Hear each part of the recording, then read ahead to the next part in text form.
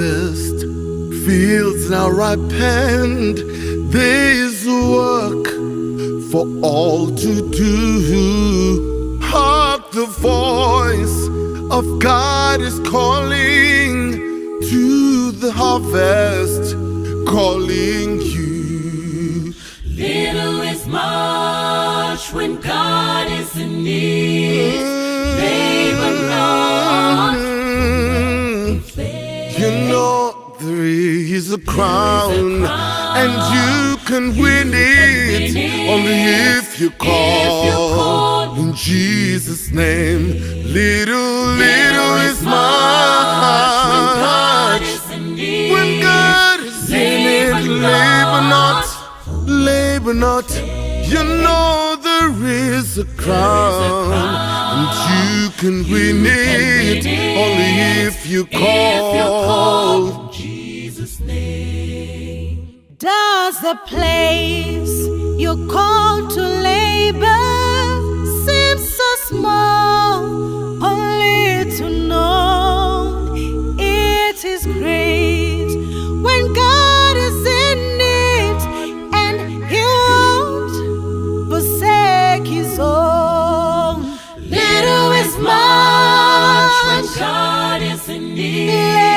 Labor not. There is a crown, you can win it if you call in Jesus' name. Little is much when God little is in need. Labor not. There is a crown, you can win it if you call in Jesus' name. when the conflict here is ended and the race on earth is run. You will say, if you are faithful, welcome home, my child. Well done. Little is much when God is in it. Labor not. You know there is a crown, and you can win it only if you call. Only if you call. Only if you call in Jesus' name. Little is much when God is in it. Count your blessings, name them one by one by one. Yes, you can win it only if you call. Oh, just trust and obey in Jesus. All you need is call in Jesus' name. You know there is a crown only if you call in Jesus' name.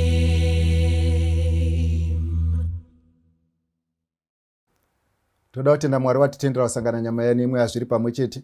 Ngative nenguva yekunamata. Baba wedu namuponesi musiko wedenga nepasi. Rumbidzwai nekusingaperi nekuti zvakafanira. Patakutaura nevana venyu, tokumbira kutaura nemi. Muzita raJesu tinonamata. Amen. Toda kutenda Mwari tine nyaya iri pano.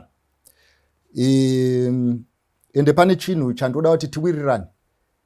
Ndechekuti izvo chinoita kuti tinamati kana kuti takamira kuti izvo izvi zvataurwa kukereke inyaya yekuti izvo where possible we have to be very fair.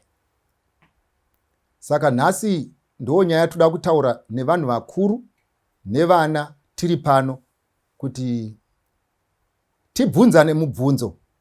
Are we being fair and are we being honest? Ndo mubvunzo wandoda kubvunza pano.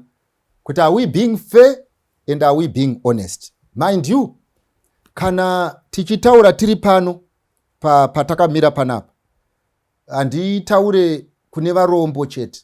Ndotaura kune varombo nekune vapfumi, vanoba nevanobirwa. vanotonga nevanotongwa, vanoroya nevanoroyiwa. Isusu redu basa harina parinoti excuse me, ende redu basa harina parinonzi garai pasi. Ende chinofadza ndechichichi, harinyaradzwi nemunhu. Pamusana pekuti bhaibheri rangu rinoburitsa pachena kuti ivhangeri iyi isimba raMwari rekuponesa. So by the end of the day, when God acknowledges kuti the gospel is power, there is no one anogona kumira obvisa simba raro. Haugone kuriita direct, haugone kuridzisa pasi, pamusana pekuti hazvisi musimba remunhu. Saka chinochiitika ndechichichi, ndechinoti kana tichitaura ivhangeri rinove simba raMwari rekuponesa, hatiritaure rakatuvidzwa nemunhu, nepfungwa yemunhu, nekufunga kwemunhu, uye haritaurwe for political correctness, rinotaurwa for its saving nature. Saka vhangeri iri rinoti kana ane simba akabaya asina simba, Johana anotaura. Uye vhangeri iriwo futi rinoti kana muroyi apedza kuroya umwe, muroyi anoudzwa. Saka ndiri kuti muzuva ranhasi ndoda kukubvunzai kuti have we dealt with this issue with honestness and with all fairness, zvekuti tese vakuru takamiswa apa nevana takamiswa apa, tese tinodaidzira kuti izvo no, this issue has been addressed fairly. Saka ndo pandiri nhasi. So pane rupande rwevana, pane rupande rwevakuru. Saka tichabvunzana tese kuti panyaya iyi who created the environment, panyaya iyi ndiani akaisa poison mukapu, panyaya iyi ndiani akaisa poison muchikafu, panyaya iyi ndiani wakaita kuti zvinhu zvakarongeka zvisarongeka, panyaya iyi who is to blame. Nekuti muzive chinhu ichi, bhaibheri rinoti train up a child, and in the same vein roti izvo children honor your parents. Saka hatigone kuverenga tichitsimbidzira pe children honor your parents tisina kutaura pe train up your child. Hatigone kutsinhira pekumuka tisingatsinhire pekuti pekuvata pambenge paripo here. Hatigone kutaura nenyaya yetemperance tisina kutaura intemperance yeumwe. So by the end of the day, bhaibheri parinonyogwa manje haripe simba kune rimwe divi robvisa simba kune rimwe divi. Mativi ose ari maviri anenge ane simba. Saka nhasi unoyu inini ndichange ndichitaura pano semunhu mukuru, ndakamirira pfungwa yemwana, ndichitaura zvamusingagone kuudzwa nemwana ari kuchikoro, zvamusingagone kuudzwa nemwana ari kutambudzika, zvamusingagone kuudzwa nemwana ari kushaya, zvamusingagone kuudzwa nemwana asina kuzvibata, zvamusingagone kuudzwa nemwana wamakadisadvantage, zvamusingagone kuudzwa nemwana asina izwi, zvamusingagone kuudzwa nekuti mwana anoti muri baba ndoramba ndakanyarara. Ndo zvandoda kukuudzai nhasi. Ndakamira pano tichibvunzana mubvunzo kuti mese mugere uko, have we dealt with this issue fairly or we are pretending to be ignorant? Toda kupretenda kuzungaira. We only want good when it suits us. Tinopromota zvakanaka when it suits us, but we do not pretend, we do not promote good and fairness kuti munhu wese a benefit. These are the issues that we are going to deal with. I'm reading from the book of 1 Corinthians chitsauko ndecha 1, ndiri kuverenga kubva pavhesi ya 18 kusvika pavhesi ya 23. 1 Corinthians chitsauko cha 1 vhesi ya 18 kusvika pavhesi ya 23. Ndichaverenga ndichimhanya mamhanyiro angu andofunga kuti kumhanya. Vhesi ya 18 inoti, nokuti shoko romuchinjiko upenzi kune vanoparadzwa, asi kwatiri isu tinoponeswa isimba raMwari. Ndoda kuti mubate, bhaibheri rinoti nekuti shoko raMwari remuchinjiko upenzi kune vanoparadzwa, asi kune avo vanoponeswa isimba raMwari. Therefore, zvandiri kureva ndezvekuti kana tapedza kutaura whatever we are discussing here, I'm reading it from the word of authority. Ene ndoda kukuudzai kuti izwi raMwari hariitwi authority, haripiwi simba nekuti iwe waribvuma, hariitwi rakarurama nekuti iwe warida, hariitwi simba nekuti iwe waritenda, shoko raMwari rinoramba rine power rarinoramba rinaro. Therefore kune vakasarudzwa kuraswa, ndinogona kuita sebenzi. Kune vakasarudza kuraswa, zvandotaura zvinoita kunge zvisingaendeki, zvinogona kunge zvisina value, but I want to tell you, kune vanhu vese vanopona, kune vanhu vese vane mavalues, kune vanhu vese vane tsitsi, kune vanhu vese vari fair, kune vanhu vese vari honest, vachaona kuti zviri mushoko ndo zvine simba, zviri mushoko ndo zvinofanirwa kuraramwa, ndo zvechokwadi. Therefore what you may consider to be foolish now, it is wisdom to us vari kutsvaga nyasha nevachaponeswa. Ende ndoda kukuudza kuti magumo achataura kuti who was wise and who was a fool. Vesi ya19 yoti, nokuti kwakanyorwa kuchinzi, ndichaparadza huchenjeri hwevakachenjera. Mwari haasi kuti ndichaparadza vakachenjera, anoti ndichaparadza huchenjeri hwevakachenjera, uye ndichakonesa kuziva kwevanoziva. Zviri kutaurwa naMwari ndezvekuti pachagara gurupu revanhu, vamwe vanozviti maprofesa, pachagara gurupu revanhu, vamwe vanozviti madokta, pachagara gurupu revanhu, vamwe vanozviti maloya, pogara gurupu revanhu vanozviti maeconomist, vanenge vachinzi ava ndo krimi yenyika, vanenge vachinzi ava ndo vanoziva venyika. Hanzi asi pakupera kwazvo, nekuti inini ndini Mwari, kana vachinge vapedza kuita misangano yavo, kana vapedza kuita maresolutions avo, inini ndichakonesa kuziva kwako. Why? Muchaona kuti zvinobudapo zvicharatidza kuti dei mangotora, nyangwe benzi raigona kubuda nesame result, nyangwe asina kufunda aibuda nesame result. Ende zvanoda kukuudza iye zvinezvi ndezvekuti zvimwe zvinhu zvaakuitika munyika, you can't tell the difference between a doctor neasiri a doctor, you can't tell the difference between a lawyer neasiri a lawyer, you can't tell the difference between akadzidza neasina kudzidza, you can't tell the difference between munhu ane power neasina power. Why? Vanhu vese vakagara varipo vaakugara vachishanda neupenzi. Why? Pamusana pekuti vari kuramba chokwadi, vari kuramba zviri honest, vari kuramba zvinoendeka. People vari kuda mbiri inobva pasimba risingabve pane zvakarurama, mbiri inobva mukuwana, mbiri inobva zviri muhomwe, mbiri inobva kune kuti ari kutonga ndiani, mbiri inobva nekuti ari kutongwa ndiani, mbiri yekuti mukuru ndiani, mbiri yekuti director ndiani. So by the end of the day, mbiri haisi kuunzwa nenyaya yekuti vanhu vari kuda zvakanaka, vari kuda zvakarongeka, iri kuuya pamusana pekuti izvo vanhu vari kuda kuita their own ideas, kuti simba raMwari shaye simba. Saka Mwari panapa ari kuti mucharonga asi hazvizoendeki, muchaplana hamuzosviki, mucharima hamuzokohwi, muchatanga rwendo hamuzosviki, muchagara pasi muchiita 5-year plan hamuzoiti, muchati health for all by the year 2000, there won't be any health, accommodation for all by the year 2000, vanhu vasina dzimba vachatowanda. Why? Pamusana pekuti munoranganai henyu asi zvese zvichakona. Zvinokoneswa neiko? Zvikanzi neBhaibheri pamusana pekuti hapana justice nefairness pamaitiro ezvinhu zvenyu. That's why ndiri kuti nhasi uno we want to see whether this issue has been addressed fairly or not. Saka kana pasina justice nefairness, Mwari ari kuti izvo zvese zvamunoronganai zvenyu asi zvese zvichakona. Ndoenda panext ya vhesi yoti izvo, zvino wakachenjera uripiko? Vhesi ya20, munyori uripiko? Ndo critical question. Where are the wise?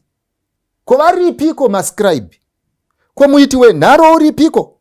Mwari haana kuita vachenjeri hwenyika huve upenzi here? 21, nokuti pashure muhuchenjeri hwaMwari, nyika novuchenjeri hwayo haina kuziva Mwari, nokuti zvakafadza Mwari noupenzi hwokuparidza kuponesa vanotenda, nokuti vaJudha vanokumbira chiratidzo, vaGriki vanotsvaka uchenjeri. Bhaibheri panapa raakubvunza zvikanzi, where are the wise? Where are the educated? Where are the learned? Ndivanani vanoita madebate ane musoro? Zvikanzi where are they? Where iri kubvunzwa panapa? Iwe iri kubvunzwa pamusana pekuti izvo these results of whatever people are doing are not showing kuti vari wise. Haasi kuratidza kuti makafunda, haasi kuratidza kuti mune brain dzinopanana moto, haasi kuratidza kuti makarongeka. Zviri kutarisirwa nezviri kubuda hazvina kufanana. Saka nhasi ndatiri kutaura nemi vabereki, makamira sevabereki, nevana takamira sevana. Nyaya yatoda kutaura panapa ndeyekuti vabereki vari kuti vana vedu vatiri kutumira kumakoleji havasina musoro. Ende panotaurwa vamwe vanotokota vhesi iri mukati mebhaibheri yekuti izvo hanzi upombo huri pakati penyu hauna kutombonzwika kunyange pavahedheni. Saka zvaakuita sezvinonzi vanhu vari kuendesa vana kuchikoro kuti vanoita upombwe, vanoita zvavanoona, vanoita madiro, tsika hapasisina, hapacharatidza kuti izvo vafunda ndevapi nevasina kufunda ndevapi. Ndo chichemo chine vabereki kuti imimi vana, are you thinking? Zvinhu zvenyu zviri kufamba here? Isaidi ravo ndo mubvunzo wandinawo wandiri kudhila nawo. But nhasi unoyu manje ndakamirirawo vana, ndoda kumbobvunzawo imimi vabereki kuti are you thinking? Are you thinking straight? Ndorangarira rimwe zuva pakaita nharo, baba nevana, nharo dzavakanga vachiitisana dzanga ridzidze kuti baba vakuda kutengesa mumba. Vana vachiti baba hamungatengese imba because ndo musha wedu, hamungatengese imba ndo patinosangana. Anenge arambwa anodzoka pano, anenge ariomerwa neupenyu anodzoka kumusha. Saka baba hamungatengese imba. Baba ndomva vati imba ndeyangu, musha ndewangu. Saka inini ndinoita zvandinoda nechinhu changu. Imimi kana mazofunga munoitawo zvenyu because inini ndaitoona baba anodzokera kumba kwawenyu. Inini ndaitoona baba vakaita zvavanoda, saka ndoita zvandinoda. Vana ndokuita nharo vakati aiwa kababa hamugone kufunga kuti izvo nekuti imimi ndimi baba zvese munoita zvamunoda pamusana pekuti pavana vamakabereka tiri kuti vamwe vanoda kudzoka kwavachati kumba. Kana matengesa kwamunonzi kumba ndekupi? Uye imi munogona kuzotinetsa. Ndo nharo dzakanga dziripo. Ndokumva baba vati pakanga pachitaurwa, handisi kutaura zvinhu zvakaitika ndisipo, ndotaura zvinhu zvakaitika ndakateerera. Ndokumva vati kana mukaramba muchitaura handisi kukutaurirai zvamusingazive, ndokutaurirai zvamunoziva. Kana mukada kuitisana nharo nhasi, huku inorara yadya mazai ayo. Pakangotaurwa izvozvo vanhu vese vakatanga kukumbira ruregerero. Vaikumbira ruregerero nekuti kudii? Nekuti mudhara vaimuziva by experience kuti ukamuitisa nharo huku inodya mazai ayo. Mese munorarama kumakuva. Handina basa kuti muri vana vangu. Inini kana mukangondigumburira munorova pasi, mukangondigumburira munofa, mukangondigumburira munovigwa. Saka munofanirwa kundisiya ndichiita zvandinoda, kwete pamusana pekuti muri kuwirirana nazvo, kwete pamusana pekuti it's well thought, kwete pamusana pekuti it's a good idea. Munofanirwa kuwirirana neni pamusana pekuti ndine simba. Simba randinaro nderekuroya. Mese munomuka musipo. Kana mada uyaitite beji ende vanhu vakakumbira ruregerero. Why? Because huku yakanga yakuda kudya mazai ayo. Ndakuda kubvunzawo mubvunzo uyu ndewekuti nhasi unotoda kuseparata pakuti mazai ari kuramba kuchochonyeka pamusana pekuti ifault yemazai nekuti huku iri kudya mazai ayo. Kuti isu sevanhu vakuru, have we done everything that we are supposed to do so that this environment haipo? Have we done what we are supposed to do so that zvinhu zvinoendeka? Oro toramba panapa tichichema kuti mazai ari kuora nei iwo achichechenyerwa pazuva, mazai ari kuora nei achikandirirwa pasina shedi, mazai ari kuora nei iwo achigara mumvura, mazai ari kuora nei when the environment is not conducive. Iwe nyange huku yako chaiyo inochechenya mazai unoziva kuti anoiswa mudanga. Huku yako inochechenya mazai unoziva maconditions anodiwa. Unoziva kuti temperature akangoenda kuma 37 degrees mazai anoora. Unoziva kuti mazai ako akanayo anoora. Chinoita kuti uchengetedze uise roof pamusoro pehuku dzako inyaya yekuti haudi loss. Ende unoziva kuti loss inouya nekona ipi. Saka the reason why mabusiness achifamba inyaya yekuti makato safeguard, makato ring fence maareas anouya neloss to make sure kuti loss haiitiki. Mubvunzo ndoda kukubvunzai ndewekuti izvo pane here chamakaita, pane here contribution yamuri kuita pakugara kwevana, pane here contribution yamuri kuita pakudzidza kwevana, pane here contribution yamuri kuita pazvikoro zvenyu inoita kuti environment ive conducive for good behavior. Because Bible riri kuti izvo, yes, harisi kubvisa kuti munhu anofanirwa kubehave zvakanaka. It's a must vana vangu munofanirwa kuita vanhu vakanaka. It's a must vana vangu munofanirwa kurongeka. It's a must vana vangu kuti munofanirwa kuve vanhu vakadzikama. It's a must vana vangu kuti munofanirwa kuve principled. That hatikwanise kuchibvisa kubva kwamuri. Asi nhasi unoda kubvunza vabereki vakanzi train up a child. Because when the Bible says train up a child, right about it, that person cannot be trained by default. And the Bible wrote izvo, can two walk together unless they are agreed? Rinobva ratoenderera mberi richiti izvo, don't you realize that izvo ushamwari hwakaipa hunoodza tsika dzakanaka. Zvairehwa neBhayibheri ndezvekuti create a bad environment netsika dzinoshata. create a good environment netsika zvinoizva zvakanaka. Mubvunzo wandoda kukubvunzai mese mugere ndemekuti izvo, is the environment conducive for the child of the poor? Is the environment conducive for your children? Is the environment conducive kune munhu asina mari muhomwe? Is the environment conducive kune munhu ari kuburuka bhazi achibva kwachivi? Have you created the correct environment so that you can be the referees dzekuona kuti tsika nemagariro zvateedzwa here? That's the issue we are going to be discussing today, and we need to be factual. Hatidi munhu anongogara achiti izvo no matter what iwe unofanirwa kuzodai, iwewe whether watambira kana kuti hauna kutambira unofanirwa kuuya kubasa. Zvakamboitika kuZisco uko, vakanga vari kukwekwe munozviziva. Vanhu vekuZisco vakaita makore vasingatambiri asi vaenda kubasa every day. Iko dzinezvi ukaenda kuZisco yangosara sheo, zvinhu zvizhinji zvakabiwa. Saka sei vanhu vanga vasina kumbozvibvunza kuti ava kwavo kwaingoda kuuya kuzogara paZisco? Unofa kuti munhu angamuke mwedzi wese kupera kuti tsvai achingokwira bhazi achiuya kubasa achinga mahara, anotora zvinowirirana nepei yake. So by the end of the day unogona kuzodzoka utaura kuti vanhu vekuZisco havaite vakabirei pamusana pekuti waivakwidza bhazi waiti vanonoitei ivo kubva muswere vasina kutambira vasina kudya. So by the end of the day ndo zvimwe zviri kuitika zvekuti munhu ari kucreata environment inoita kuti zvinhu zvisaitike.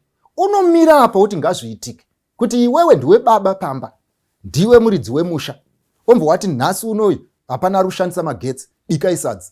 Wapedza kubika sadza uya uchitesta kuti harisi mbodza here. Iwewe ungochitarisa kuti rinoibva sei magetsi akadzima. Ungochiti vanhu vanobika sei nestovhu isingaiti. Ungochiti vanhu vanoita sei iwe wangosiya rikakwata ndobva wadzima magetsi rikasashinyira. Saka zvakanaka here, zviri fair ndiri kubvunzai mai vepamba kuti zvino baba vapedza kudaro voti izvo sei sadza rako iwe riri kutonhora ivo vachiziva kuti hakuna magetsi. Seumwe shachi atakambokura naye kuchitungizawo, takamuka isi chirova mukadzi ichimuroverei zvikanzi takazopedzera takumuti bhonzo because aitaura nechimanyika zvikanzi mukadzi andipa bhonzo rasvisvinwa nevana.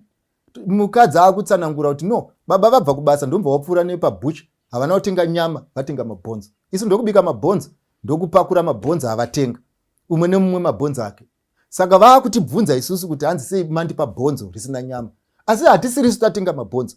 Imi ndima waya nemabhonzo asi mutasara kuti mabhonzo amerere nyama mupoto yamai. Saka mai vakati no, hazvidaro, kana munhu anoda kuwana nyama pabhonzo anouya nebhonzo risina nyama, auya nenyama auya nebhonzo risina nyama, ndizvozvo. Asi zvinoitika ndechekuti bhonzo akarova vanhu kuti sei pabhonzo randatenga pasina kubuda nyama. Ende munhu wese ndiri kutaura kuti zvatiri kutaura izvi upenzi kune vanoraswa, but ndo zvokwadi yatinofanirwa kuitirana kuti weni Mwari paakati vanhu vabereke, vana hadzisi mhuka, vana hadzisi mombe, vana haasi makwai, vana hadzisi hangaiwa dzekuti dzinongofura kwadzinoda dziri dzega. Vana vanofanirwa kuchengetwa. The environment must be conducive. Mubvunzo watinofanirwa kuzvibvunza ndewekuti have we done our part? Ndoda kutanga ndaverenga Mateo chapter 2 pavhesi ya2. Vakati, ndikuverenga pavhesi ya2 pana Mateo chapter 2. Hanzi vakati, uripiko mambo wavaJudha wakazvarwa? Nokuti takavaona nyeredzi kumabvazuva, tavuya kuzomunamata. Vachenjeri vari kuuya. Unoziva vachenjeri pavari kuuya, vari kusvika pamusha wamadzimambo, vanosvika ngwene pamusha waHerodhi. Ivo nyeredzi yakanga yavataurira kuti izvo kuna mambo azvarwa ari 1 day old. Ndokubva vachiti isusu manje zvataita tauya kuzonamata mambo. Saka chinhu chavakanga vachingotsvaga chete ndechichi, kuti tiratidzei kuna mambo azvarwa timunamate. Assumption yavakatora ndeyekuti kana mambo achinge azvarwa, everyone must know kuti kwazvarwa mambo. Everyone must know kuti mambo ari kupi. Ndinotora example iyi seexample yaya muri kurangarira pane bofu riya rinoponeswa naJesu. Rapedza kuponeswa naJesu, vanoritora voenda pamberi pevanhu voribvunza zvikanzi waponeswa nani? Iro roti handizivi. Zonzi anogarepi? Ronzi nyambira chinhu chinoshamisa chaizvo ndechekuti munhu yasvinidza maziso angu, asi imimi vane maziso hamuzivi kwaanogara. Zvairehwa nemunhu uya zvakanga zviri zvekuti inini pandaponeswa naJesu akandipa saiti, ndanga ndichitofunga kuti ndichanobvunza vanhuona kuti iye munhu anoita mashura akadai anowanikwa kupi, because hazvigoneke kuti vanhu vatadze kuziva kunogara munhu anosvinudza maziso. Hazvigoneke kuti vanhu vatadze kuziva kunogara munhu anorapa kenza. Hazvigoneke kuti vanhu vatadze kuziva kunogara munhu anorapa zvirwere zvese. Saka inini pandanga ndisingaoni ndanditoti kana ndaona ndichapuwa PO box. Saka akudaidzira pano zvikanzi Nyambera chinhu ichi chinoshamisa kwazvo. Chekuti kudiniko? Chekuti izvo imimi maakutobvunza ini bofu. Kunogara munhu wandofangwa kukubvunzai ini ndiri padisadvantage kuti anogarepi ndiende ndinomutenda. Saka imimi munotondishamisa nemaitiro enyu. Now ndo same scenario iri kuitika panapa. Ndeyekuti ava vari kuuya manje kuzotsvaga mambo vari kutoshamisika kuti Herod haazive. Vari kutoshamisika kuti maJudha haazive. Why? Because they are adamant kuti we saw his star. Sei ndiri kudaro? Ndoda kuti ndikubvunzei. Nhasi uno makagara pasi. Munomboziva here kuti nyika inotongwa napresident anonzi Mnangagwa. Asi munozvizivawo futi here kuti haazotongi nekusingaperi. Achafa. Kana asina kubviswa nedzimwe nzira, achabva neningi. Kouya umwe mambo. Ene munoziva here kuti president acharamba ariko. Mubvunzo woti, munozviziva here kuti umwe mwana agere muklasi mako anogona kunge ari president wenyika. Ende unogona kuzviziva here kuti mwana wauri kuwaridzira pasi ndiye anogona kunge achitonga nyika. But have you noticed one thing? Ndechekuti munhu asiri kuziva chete kuti munhu wandiri kurera muno chapfugamirwa nevakuru ndiwe. Zvinoburitswa pachena nei? Nekusaziva kuti madzimambo haaiti madzimambo avhoterwa. Haaiti madzimambo akura. Izvo iripo ndekuti denga rinotoziva kuti these are ordained for greatness. Denga rinotoziva kuti ava vachave vatongi. Denga rinotoziva ava vachave vafundisi. Denga rinotoziva ava vachave maCEO. People are not made to be who they are. Kana mumba mako. Asi, the only thing that you can do as a parent, the only thing that you can do as a system is to dethrone people vanenge vakapuwa zvigaro. Hakuna munhu unozvarwa uri murombo, anoitwa murombo nesystem. Hakuna munhu anozvarwa asingasviki, anotadza kusvika nesystem. Hakuna munhu wese akanzi anofanirwa kufa, vamwe vanourayiwa nezviripo. So by the end of the day, the first thing chinogona kuitika is failure to recognize kuti the simple things of today ndo zvinogona kunge zviri the great things of tomorrow. The simple people of today ndo vanogona kunge vari matongi vamangwana. Imimi murutadza kuziva kuti izvo chimuti hachirambire chiri munhu umwe chete, chinobva mune umwe chichipinda mune umwe. Ndiwe CEO nhasi, chimuti chichabva chichipinda mune umwe. Iwewe ndiwe lecturer nhasi, chimuti chichabva chichipinda mune umwe. Iwewe ndiwe dean of whatever faculty, chimuti chichabva chichipinda mune vamwe. Iwewe ndiwe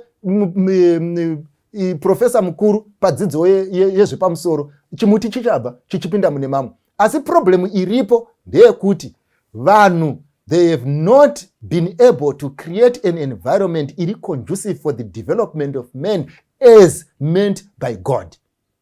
Ndakudzoka point by point kuti tibvunzane. Ndoda kutanga nemi vanhu vechechi. Makagara mese makantarisa whether muri Apostle, whether muri Methodist, whether uri Zayoja, whether uri Seventh Day. Ndoda kukubvunza. Isusu mumasystems edu tozviziva kuti kuZimbabwe unless zvinhu zvachinja nhasi ndezvekuti izvo chechi ine zvikoro zvakawandisa munyika medu iMethodist. Mubvunza ndoda kubvunza munhu wese weMethodist agere pano ndewekuti izvo zvikoro zvenyu zvakavakwa rini? Ukaendapo uchiona kuti 99% zvakavakwa nechembere nemamissionary. Zvapedza kuvakwa nechembere nemamissionary, vapedza kuvaka all mamission amunotaura nezvavo, vapedza kuvaka all maboarding school amunotaura nezvavo, chembere dzakanga dzisina kufunda nemamissionary akanga ari vatorwa munyika ndokumva vapfuura. Nyangwe tikauya kunemi masavadha makagara makanitarisa, vese vana hange vana Nyazura nana Chii mukagara pasi mukaita statistics, you will find kuti 90% yezvikoro zvenyu yakavakwa nevanhu vasina kudzidza. 90% yezvikoro zvenyu yakavakwa nevanhu vakanga vasina mari. 90% yezvikoro zvenyu yakavakwa nanamai venyu vakanga vasina zvamunazvo. Mubvunzo wochiti imimi pamakazofunda mukanzi madokta, imimi pamakazofunda mukanzi se, imimi pamakazofunda mukaita mari muhomwe, makavaka zvingani?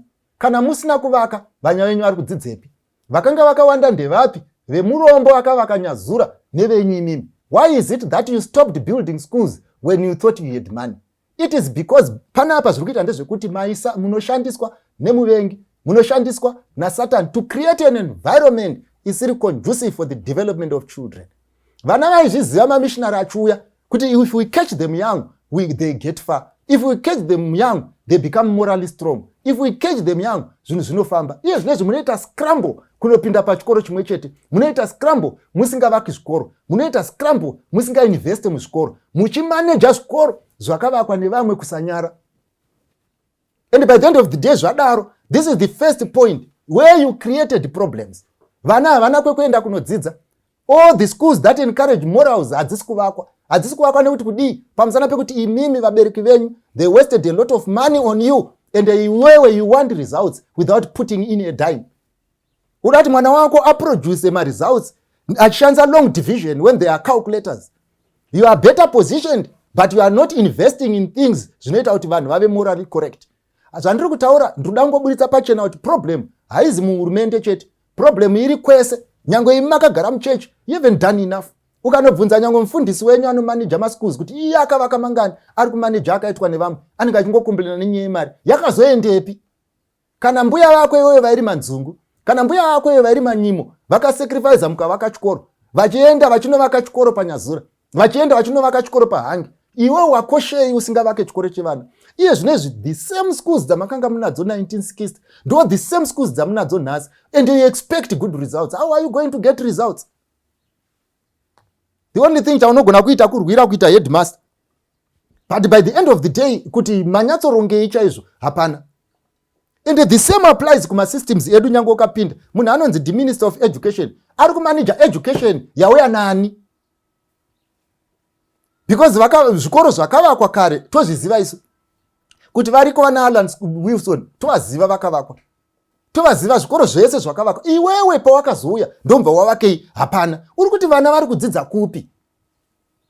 Uchimuka makuseni mazuva ese uchinzi uri minister, uri kuti vana iwewe vauri kuda kuminister vari kudzidza kupi? Unomuka makuseni ega uchiisa mutemo, unoisa mutemo wezvikoro zvawasina kuvaka. Why are you not building schools vana vachiwanda? Why? Because unosenzeswa nemweya wakaipa. Unokusenzesa kuti kudii? To achieve a result, and the result is going to be achieved. Vana munogona kuva blame henyu, asi pachinhu ichi nemuwo mune mhosva. Pachinhu ichi vanhu vakachenjera vanenge vasina kuchenjera. Pachinhu ichi people are not speaking out. We are busy digging the graves dzevana vedu.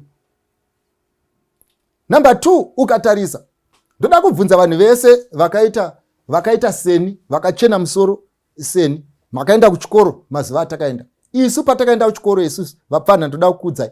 Patakaenda kuchikoro isusu waidi mari yataipiwa yegrand neeloni yaikwana kuroora nekuchengeta mhuri yacho, nekuenda kuchikoro, nekuchengeta vana vakasiyiwa nemudhara anenge asina musoro. Munhu apiwa mari yake payout chete. Munhu aigona kupiwa payout aikwanisa kutenga mota asingatambudzike. Ndo madzidziro aiita vana baba venyu. Maprofesa munoona kamera pamberi penyu ndo madzidziro amaita. Vanhu vese vari kurana maschools ndo madzidziro avaita. But they are not even, you know what, they are not even ashamed kurana chikoro chakagara vana vasina kana sendi muhomwe vachingoburuka bhazi kubva kwabushu. And vese vakagara vanoti there is nothing we can do about it. The honest truth ndeyekuti nobody is willing to tell each other the truth. Kuti kudiko, a money given to a student is not money lost. It remains in circulation. So by the end of the day, azvigoneiko zvinezvi wakagara, ndiri kukutaurira, wakagara iwe kuti ndiwe vice chancellor. Uri kuti vana vako vari kugara kupi? Uri kutenga mota dzakawanda une vana vasina pekugara. Uri kudya mari une vana pasina pekugara. Muri kuita zvimafunction isina musoro une vana pasina kugara. Iwewe macondition awakanga uri maari nemacondition ane mwana uyu akafanana here? Why is it that we have pretended kudzungaira when in real life huku iri kudya mazai ayo? And this is the honest truth. Kuti the environment has been made and created to suit people. And pandiri kutaura panapa, ndakudza ndiri kutaura inini saelder ndakamirira youth. Ndutaura inini saelder ndakamirira ma-student. Ndutaura inini saelder ndakamirira vana venyu. Kuti vana vamuri kuona ndo madzimambo amangwana. Vana vamuri kuona ndo ma-minister amangwana. They must have values. And where do they get the values? By creating systems that promote values, but not what we are doing. Churches must do what they are supposed to do. Parents must do what they are supposed to do. You must know kuti wazvara mwana achada kuenda kuchikoro, uzvibvunze kuti chakavakwa nani. Nhasi unokadaidzwa kunyauni chaiko ukanzi izvo toda mari, dhora chairo chairo, vanhu vanoita muswere wese vachirwisana nenyaya yedhora. Why? Pamusana pekuti people are not prepared to part with anything for the sake of their children. And this is where we are. And I stand here to represent my children. Imuri kuti vari kurarama sei? Kuti vari kurarama sei? Ndiri kubvunza imi. Saka kudzidza kwenyu kuripi? Uprofesa hwenyu huripi? Udokta hwenyu huripi? Unoita kuti usazive kuti when the environment is not conducive, there are no results. Saka vana vamwe vakurashika pamusana pe environment yataka create. Vanhu vanogara kwese kwese setsuro. Vana vanogara kwese kwese seshiri. Varume vakuru vakagara vachiita misangano isina musoro. Why is it that development yenyu haina chekuita nekuti the future yemwana inge yakanaka? Kuwanza makosi hakuna chekuita nekuti the future yemwana inge yakanaka. So in this particular respect, yes, vana vane zvavanokanganisa. In this particular place, vana vane pavanorasika. Asi the environment is not conducive. Handisi kuti vana vaite zvavanoda kaini. Vana ndogara nchitaura navo mazuva ese. Ndachida kungokumbira, nhasi ndiri kungoita appeal. Ndakamirira vana venyu. Ende vandotaura kubva kuna president naminister wake kusvikira kune munhu agere kwabushu. Ndikutaura nemi mese. Ndiri pano ndakamira. Kuti kana pana ane mubvunzo wobvunzeni. If you think what I'm saying must be challenged, ubvunzeni. Kuti hamusi kuona here kuti we are not doing the best. Kuvanhu vatinofanirwa kuitira the best. We are not building schools kuti vana vawane zvikoro. How many boarding schools have you built in your era?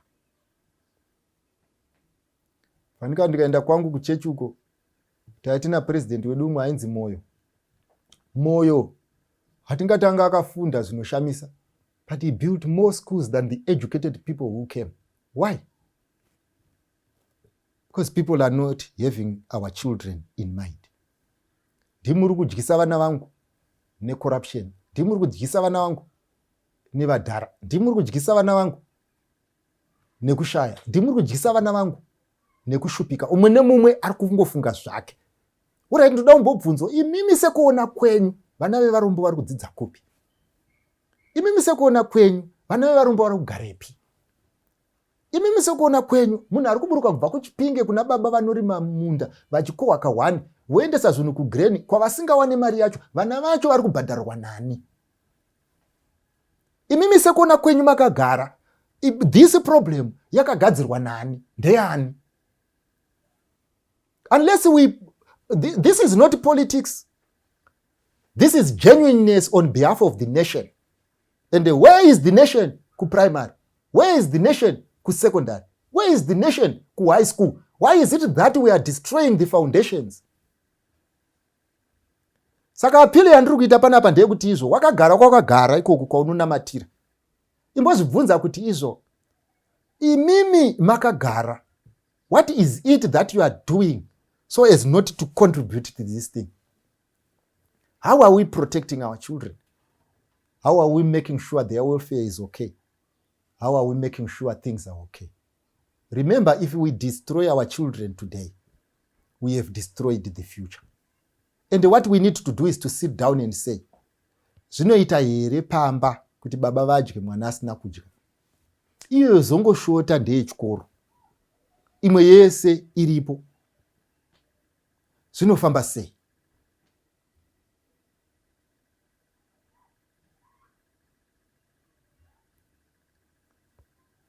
Yafai. Ndoda kuti mudzokere kuvhesi yataverenga. Ndoda kuti murangarire kuti nyika ino muridzi wayo haana kuikanganwa. Nyika ino musiki wedenga nepasi akaitarisa neziso rake.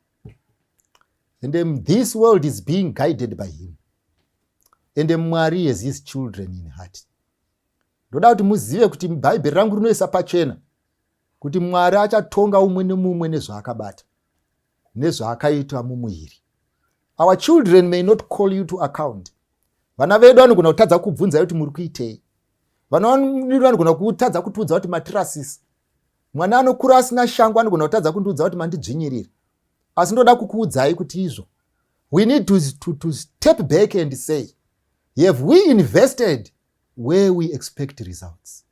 Have we done what we are supposed to do, or we haven't done anything? Togara pasi tichinyeperana, togara pasi tichishingisana. But have we never sat down and told ourselves, what are we doing with the future of our children? We need to be active. We need to do something. We need to be proactive. We need to do something. We need to move. And we need to move with speed. Mwari atibetsere kuti tirangarire chinhu ichi. Ngatinamate. Baba wangu namuponesi musiki wedenga nepasi maita henyu, rumbidzwai nekusingaperi nokuti zvakafanira imi. Nyasha nembiri nerugare dei zvingave zvenyu. Muzita raJesu tinonamata. Amen. Ungasununguke mochite mariri Posba maropa Ungakuri mere chite mariri Posba muropa Unesima sema rino shamisa Muropa Renye Kunesima Sema Rino Shabisa Muropa Renye Sunungu kemu kuchiwariri Posimba Mumaropa Uyapaka Fari Uno Chenari Riposiba Muropa Kunese Seba Rino Shabisa Muropa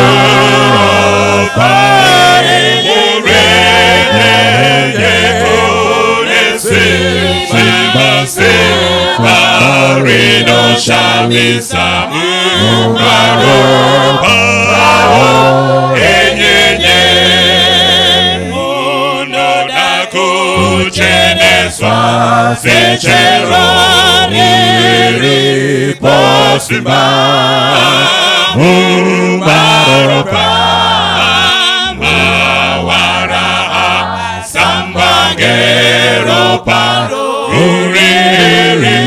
Posimba Muropa Kunese Seba Rino Shamisa Muropa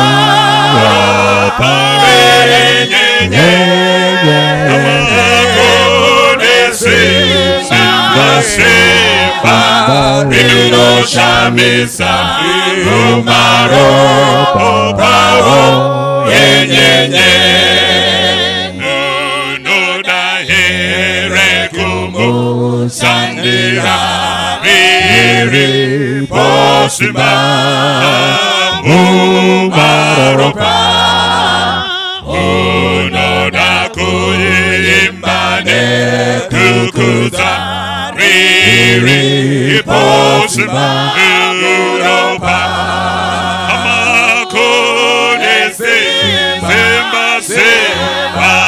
Rino Shamisa Muropa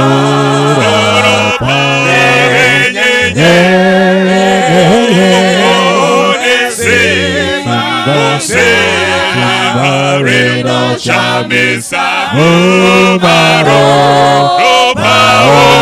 Yenyenye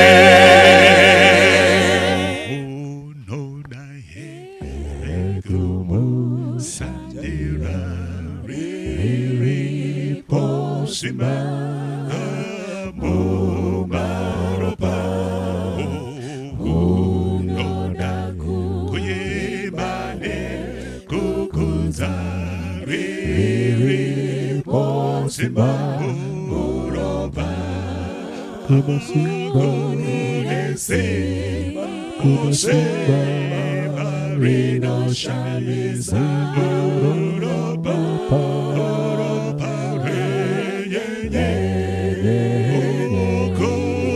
Simba, Simba, Reno, Shamiza, Umaroba,